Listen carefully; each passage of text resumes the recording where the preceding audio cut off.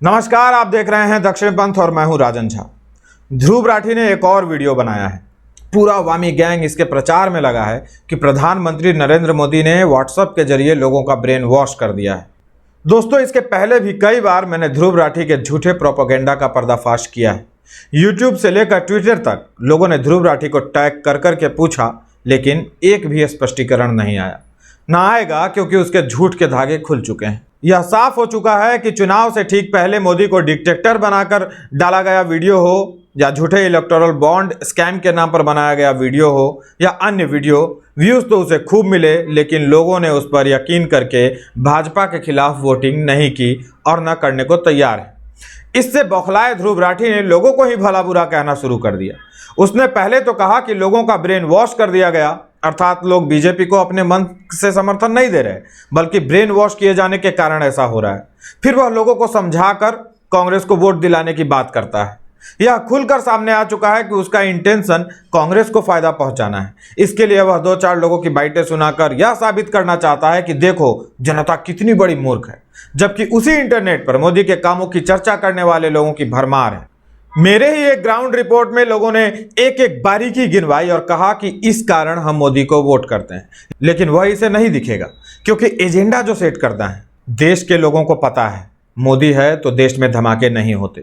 देश के लोग जानते हैं मोदी है तो आवास है, मोदी है तो जल है, मोदी है तो रोड है, मोदी है तो भोजन है, मोदी है तो भजन है, मोदी है तो दवाई है, मोदी है तो पढ़ाई है, मोदी है तो आसन है, मोदी है तो राशन है, बुजुर्गों की आशा है मोदी, बेटियों की सुरक्षा की गारंटी है मोदी, सरहद पर जवानों के साथ है मोदी, खेतों में किसानों के साथ है मोदी, मोदी है तो उज्ज्वला है, मोदी है तो स्वच्छता है, मोदी है तो समानता है। और ये मोदी का गुणगान नहीं है, उनकी योजनाओं के नाम है जिनसे लोगों को सीधा फायदा पहुंचता है। योजनाओं के नाम भी मैं ले ही लेता हूं। जनधन योजना 28 अगस्त 2014, skill India mission 28 August 2014, make in India 28 सितंबर 2014, स्वच्छ भारत मिशन 2 अक्टूबर 2014, सांसद आदर्श ग्राम योजना 11 अक्टूबर 2014, श्रमेव जयते योजना 16 अक्टूबर 2014, बेटी बचाओ बेटी पढ़ाओ 22 जनवरी 2015, हृदय योजना 21 जनवरी 2015, पीएम मुद्रा योजना 8 अप्रैल 2015, उजाला योजना 1 मई 2015, प्रधानमंत्री सुरक्षा बीमा योजना 8 मई 2015, अटल पेंशन योजना 9 मई 2015, जीवन ज्योति बीमा योजना 9 मई 2015, स्मार्ट सिटी इनिशिएटिव 9 मई 2015, अमृत स्ट्रेटेजी 25 जून 2015, मिशन फॉर डिजिटल इंडिया 2 जुलाई 2015, उदय 20 नवंबर 2015, स्टार्टअप इंडिया 16 जनवरी 2016, सेतु भारतम योजना 4 मार्च 2016, स्टार्टअप इंडिया 5 अप्रैल 2016, ग्राम उदय से भारत उदय 14 से 24 अप्रैल 2016, प्राइम मिनिस्टर उज्ज्वला योजना 1 मई 2016, नमामि गंगे योजना 7 जुलाई 2016। यह ज्ञान किसी व्हाट्सएप यूनिवर्सिटी का नहीं है, जो चाहे चेक कर सकता है, खुला चैलेंज। आप कहते हैं ब्रेन वॉश किया गया, ठीक है, अभी तुम्हारा इकोसिस्टम है, जो भी बिना सर पैर की बातें करते हो उससे करोड़ों कमाई कर रहे हो, लेकिन वोटर्स पर तो आरोप मत लगाओ, उन्हें कटघरे में खड़ा मत करो, उन्हें मूर्ख कहना बंद करो। ये आज के स्मार्ट वोटर्स हैं जिनका ब्रेन तुम वॉश नहीं कर पा रहे हो, इसलिए चिढ़ रहे हो। जब से प्रधानमंत्री नरेंद्र मोदी ने कांग्रेस के घोषणा पत्र पर सवाल उठाए हैं, जब से उन्होंने कांग्रेस और विपक्ष की अपीजमेंट पॉलिटिक्स पर प्रहार किया है, जब से उन्होंने सोने गहने और मंगलसूत्र छीनकर घुसपैठियों को बांटने की बात कही है, तभी से गर्मी थोड़ी बढ़ गई है। दबे मुंह जो बातें कही जाती थी अब खुलकर कही जाने लगी। बहस इस पर हो रही है कि क्या सचमुच कांग्रेस वालों ने कहा है कि उनकी सरकार बनते ही संपत्ति का सर्वे कराकर गरीबों, खासकर अल्पसंख्यकों के बीच बांट दिया जाएगा। कांग्रेस नेत्री प्रियंका गांधी एक चुनावी सभा में कह रही थी कि लगभग 55 सालों तक देश पर कांग्रेस का शासन रहा, तो क्या किसी की संपत्ति छीन ली गई और इसे किसी को दे दिया गया? परंतु फिर बार बार राहुल गांधी किस एक्सरे की बात करते हैं? मान लिया कि उन्होंने संपत्तियों का सर्वे कराया और उसके बाद पाया गया कि मुस्लिमों की कुल जनसंख्या में आधे से अधिक लोग गरीब हैं, तो क्या होगा? क्या करेगी सरकार? उनके लिए अलग से योजनाएं बनाएंगी, अलग अलग पैकेज घोषित किए जा सकते हैं। यही तो कह रहे हैं ना कांग्रेस वाले। अब सुनिए असल बात। जिनके लिए योजनाएं बनेंगी उनमें अवैध घुसपैठिए भी शामिल होंगे, रोहिंग्या, बांग्लादेशी, जिनका आधार कार्ड बन चुका है। इंडी गठबंधन के नेता कहते हैं कि सीए और एनआरसी आने नहीं देंगे। साफ मतलब है कि जितने घुसपैठिए देश में हैं रोहिंग्या हो, बांग्लादेशी हो, सब देश के नागरिक हो जाएंगे। बहुत तो हो भी चुके हैं। जो बचे हुए हैं उनको भी नागरिकता दे दी जाएगी, क्योंकि वो उनके कोर वोटर्स हैं। यह काम झारखंड में हो रहा है, बंगाल में हो रहा है। मैं स्वयं उन स्थानों पर जाकर देख चुका हूं। किसी व्हाट्सएप यूनिवर्सिटी की बात नहीं है। कैसे जहां सिर्फ जंगल और वन हुआ करते थे, वहां अवैध बस्तियां बस चुकी हैं। आधार कार्ड बनवाए जा रहे हैं उन लोगों के। इनका पूरा रैकेट है। कई बार ये पकड़े जाते हैं तो मीडिया में खबरें आ जाती हैं, पर हमेशा ऐसा नहीं होता। वे हमेशा पकड़े नहीं जाते। अब ये लोग उनके लिए योजनाएं बनाएंगे। योजनाओं में आरक्षण, आर्थिक मदद और अलग अलग तरीके से उनकी मदद की बात कही जाएगी। दोस्तों, इसके लिए रुपए चाहिए। वो रुपए कहां से आएंगे? आपके टैक्स से। मतलब दिन रात मेहनत करके आप रुपए कमाइए, टैक्स भरिए और आपके टैक्स के पैसे घुसपैठियों के फलने फूलने के लिए खर्च किए जाएंगे। याद रहे, इनकम टैक्स और जीएसटी के अलावा मंदिरों से भी भारी मात्रा में कर वसूले जाते हैं। चूंकि वे भी देश के नागरिक होंगे, उनका यह अधिकार भी होगा कि उन पर यह पैसे खर्च हों। अब आप कहेंगे कि क्या टैक्स सिर्फ हिंदू भरते हैं? दोस्तों, भारत में कुल जनसंख्या के सिर्फ 6% लोग ही टैक्स पेयर हैं।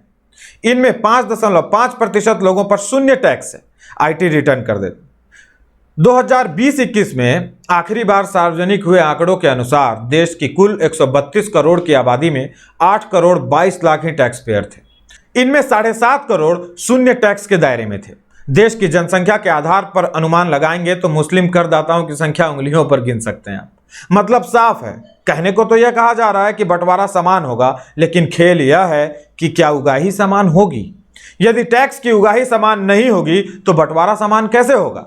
समान बंटवारा तब होगा जब योजनाएं खास धर्म के लिए अलग से नहीं बनाई जाएंगी। यही हमारा पॉइंट है। प्रियंका जी के सवाल में जितनी मासूमियत है, उतना ही कटु इसका जवाब है, क्योंकि यह एक सच्चाई है कि बड़ी चालाकी से हिंदुओं के अधिकार छीनकर मुस्लिमों के देने की कोशिश हुई। कुछ में इन्हें सफलता मिली, परंतु कुछ में असफल रहे। मैं यह क्यों कह रहा हूं? क्या प्रमाण है मेरे पास? प्रमाण, वर्ष 2004 में कांग्रेस की नई नवेली सरकार ने आंध्र प्रदेश में मुसलमानों को 5% आरक्षण देने का आदेश जारी किया। मुसलमानों को मौजूदा 4 श्रेणियों ए से डी तक के अलावा एक नया खंड ई बनाया गया और इसके तहत ओबीसी में शामिल कर लिया गया। अब राज्य में कुल आरक्षण 51% हो गया। सितंबर 2004 में आंध्र प्रदेश हाईकोर्ट ने इस आधार पर आदेश को रद्द कर दिया कि यह आरक्षण पर सुप्रीम कोर्ट की 50% की अधिकतम सीमा के विरुद्ध था। नवंबर 2004 में कांग्रेस की वाईएसआर सरकार ने न्यायमूर्ति दलावा सुब्रमण्यम के नेतृत्व में ओबीसी आयोग का पुनर्गठन किया। अक्टूबर 2005 में इसने शैक्षणिक संस्थानों और राज्य सरकार की नौकरियों में मुसलमानों को 5% आरक्षण देने वाला अध्यादेश जारी किया, जो बाद में अधिनियम से प्रतिस्थापित कर दिया गया। नवंबर 2005 में आंध्र प्रदेश हाई कोर्ट की 5 सदस्यीय पीठ ने इस अधिनियम को रद्द कर दिया। जुलाई 2007 में वाईएसआर सरकार एक और अध्यादेश जारी करती है। इसके तहत 14 श्रेणियों के गरीब मुसलमानों को 4% कोटा दिया गया, जिससे आरक्षण की 50% की सीमा के भीतर ही उसको रखा गया। अब यह कैसे हुआ होगा? किसी का छीनकर। आगे सुनिए। सुप्रीम कोर्ट ने इस पर रोक लगा दी थी। इसकी आलोचना करते हुए सुप्रीम कोर्ट ने कहा था कि यह धर्म के आधार पर आरक्षण पर संवैधानिक प्रतिबंध को दरकिनार करने का प्रयास है।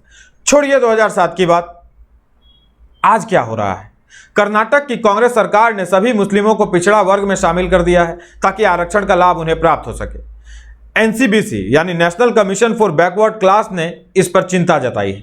उनका कहना है कि इस तरह का वर्गीकरण सामाजिक न्याय के सिद्धांतों को कमजोर करता है। राठी रवि, सुन लो, एनसीबीसी व्हाट्सएप यूनिवर्सिटी नहीं है। दोस्तों, यह तो आपके आंखों के सामने की घटना है। यदि आप इसके विपरीत जाकर भाजपा को वोट करेंगे तो कहा जाएगा कि आपका ब्रेन वॉश हो चुका है। यदि यही आरोप है तो यही सही। ब्रेन वॉश के कुछ और कारण मैं आपको बतला देना चाहता हूं। कांग्रेस के शासनकाल में ही 2005 में और 2011 में सांप्रदायिक और लक्षित हिंसा निवारण कानून बनाने की कोशिश की गई थी। इस कानून में किसी भी सांप्रदायिक हिंसा होने की स्थिति में आरोपी हिंदू की सारी संपत्ति जब्त कर उसे जेल भेजने और जब तक वह खुद को निर्दोष साबित न कर दे तब तक उसकी जमानत नहीं होने जैसे प्रावधान थे। यह कानून सिर्फ हिंदुओं पर ही लागू होने वाला था। इसके अंतर्गत मुसलमानों के खिलाफ कोई कार्रवाई का प्रावधान नहीं था। हालांकि तीव्र विरोध की वजह से यूपीए की सरकार ने 2005 में और न 2011 में इसे पारित करवा सकी। भले ही यह कानून नहीं बन सके, लेकिन मंशा तो जाहिर हो ही जाती है। याद रखिए, जिस दिन सदन में इनकी संख्या बढ़ी, वो दोबारा इसे लेकर आएंगे और लागू करवाएंगे। ब्रेन वॉश कराए रहना इसीलिए जरूरी है। सोचिए, मोदी जी चुनावी फायदे के लिए यह सब कह रहे हैं या उन्हें कांग्रेस की दाल काली नजर आ रही है जिससे वो हिंदुओं की रक्षा करना चाहते हैं।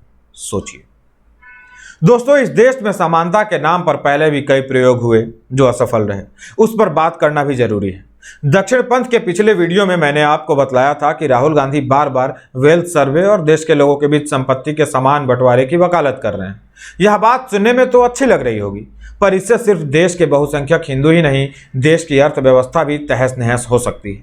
यदि ऐसा हो गया तो देश एक बार फिर से गरीबी के दलदल में फंस सकता है। बड़ी मुश्किल से हमारा देश आज दुनिया की तीसरी सबसे बड़ी अर्थव्यवस्था बनने की ओर अग्रसर है। साल 1991 में देश की नीतियों में बदलाव के बाद व्यापारियों या कारोबारियों की संख्या बढ़ी है। अगर वेल्थ डिस्ट्रीब्यूशन सिस्टम जैसे कानून लागू हो गए तो बहुत से उद्योगपति बर्बाद हो जाएंगे। कई कारोबारी अपने शुरुआती दौर में ही लौट जाएंगे, मतलब जहां से उन्होंने स्टार्ट किया था। एक सीनियर जर्नलिस्ट ने सोशल मीडिया साइट एक्स पर इसे व्यंग्यात्मक रूप से समझाने की कोशिश की। उन्होंने राहुल गांधी के इरादों को दो दोस्तों की बातचीत के माध्यम से परिभाषित करने की कोशिश की। सुनिए और समझिए। एक दोस्त अपने दूसरे दोस्त को बतला रहा होता है कि वेल्थ डिस्ट्रीब्यूशन से बराबरी आएगी। ऐसी बराबरी लानी पड़ेगी क्योंकि वेल्थ डिस्ट्रीब्यूशन के बाद अडानी भी स्कूटर बेचेगा और मैं भी। वो बिजनेस समझता है, मतलब अडानी, और मैं उतना नहीं समझता। वो बिजनेस समझता है इसीलिए उसका बिजनेस चल पड़ेगा, और मेरी उतनी समझ नहीं है तो बिजनेस नहीं चलेगी। लेकिन मैं घबराऊंगा नहीं, 5 साल बाद फिर से वोट करूंगा, फिर संपत्ति का बंटवारा होगा, फिर अडानी भी समोसे बेचेगा और मैं भी समोसे बेचूंगा। वो बिजनेस समझता है इसलिए उसकी दुकान चल पड़ेगी और मेरी उतनी नहीं।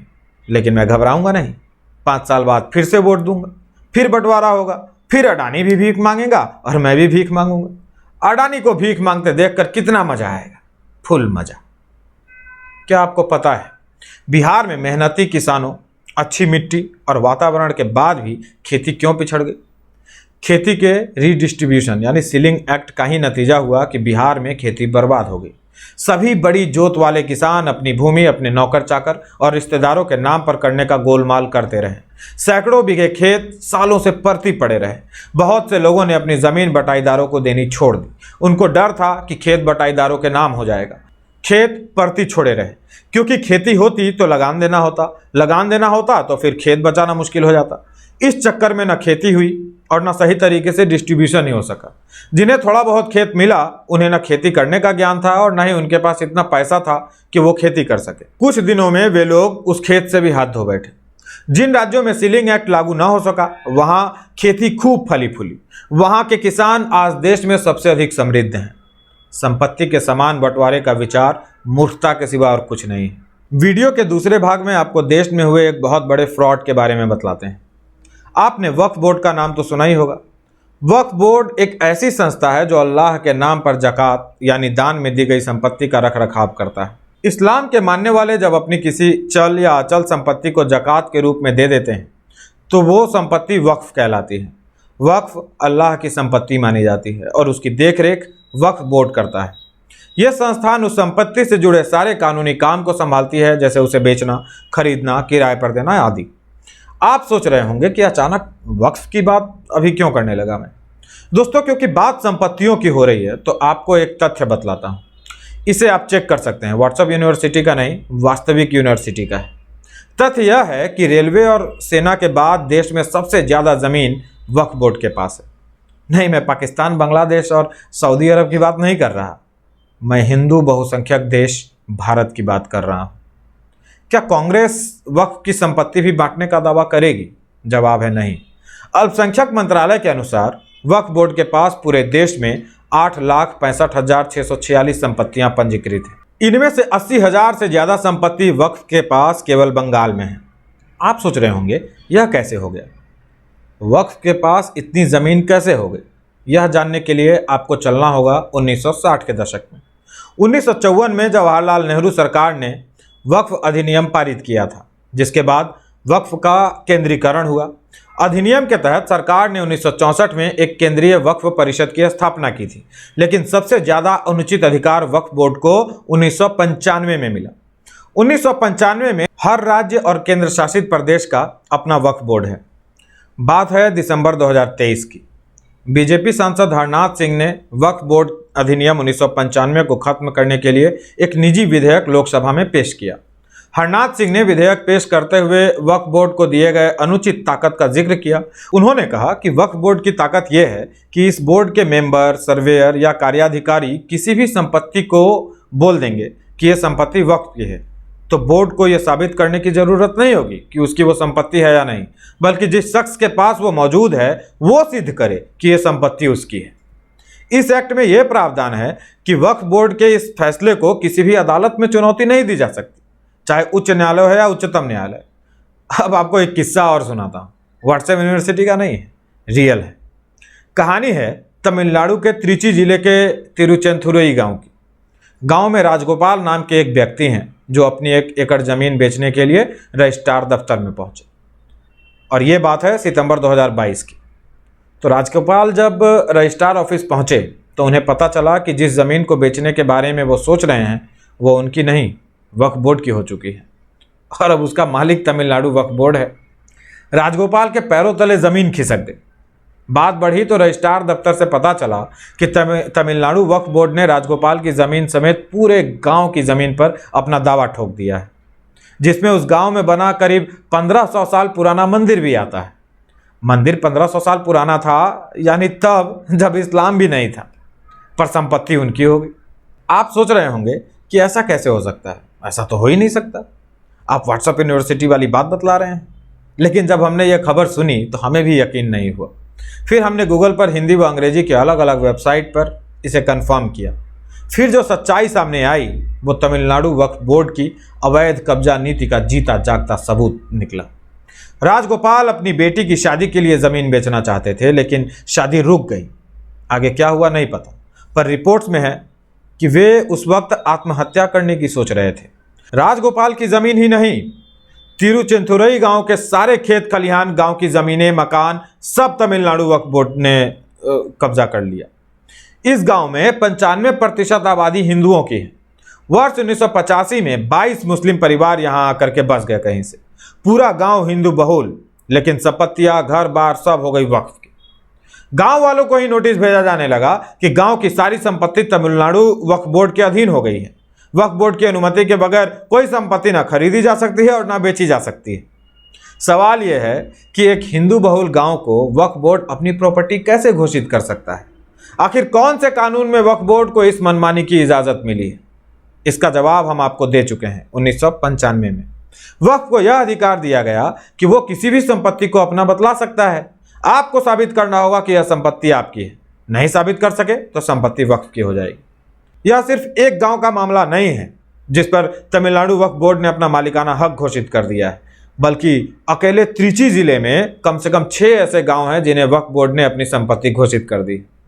वक्फ एक्ट 1995 का सेक्शन 3 बतलाता है कि अगर वक्फ सोचता है कि ज़मीन किसी मुस्लिम से संबंधित है तो वह वक्फ की संपत्ति है। यहाँ ध्यान दीजिएगा, वक्फ का सिर्फ सोचना ही काफ़ी है, उसे इसके लिए किसी सबूत की ज़रूरत नहीं है। अगर वक्फ ने यह मान लिया कि आपकी संपत्ति आपकी नहीं बल्कि वक्फ बोर्ड की है, तो फिर आप अदालत भी नहीं जा सकते, आपको वक्फ की ट्रिब्यूनल कोर्ट में जाना पड़ेगा। मैं अपने हर वीडियो में क्यों कहता हूं कि इस देश में हमेशा से यहाँ के बहुसंख्यकों ने अन्याय सहा है, उसका एक उदाहरण यह केस भी है। बंटवारे के समय पाकिस्तान और बांग्लादेश से जो हिंदू पलायन करके आए, उनकी संपत्तियों को वहाँ के मुस्लिमों ने आपस में बांट लिया। हमारे देश में क्या हुआ? हमारे देश से जो मुस्लिम पाकिस्तान गए, उनकी संपत्ति को वक्फ की प्रॉपर्टी घोषित की गई। कानून ऐसे बनाए गए कि हिंदुओं की निजी संपत्ति पर अधिकार कर लिया जाए। यह सब हुआ कांग्रेस के शासनकाल में। भारत जैसे लोकतांत्रिक देश में मजहबी आधार पर ऐसे बोर्ड और कानून बनाना कहाँ तक उचित है?